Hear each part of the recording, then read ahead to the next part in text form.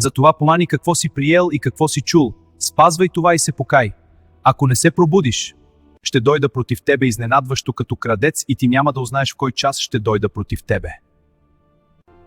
Който победи, ще се облече в бели дрехи и няма да залича името му от книгата на живота.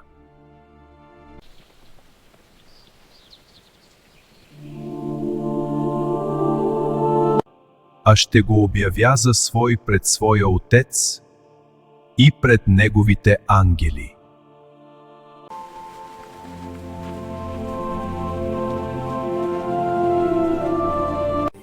Ос идвам скоро. Пази това, което имаш, за да не отнеме някой твоя веня. Онзи, който победи, ще го направя стълб в храма на моя Бог и вече ще бъде непоклатим.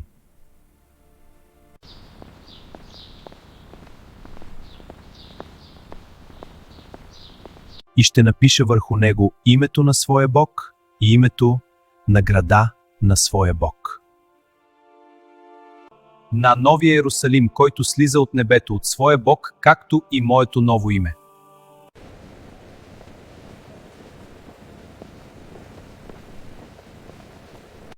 Който има уши да слуша, нека слуша какво Духът говори на църквите.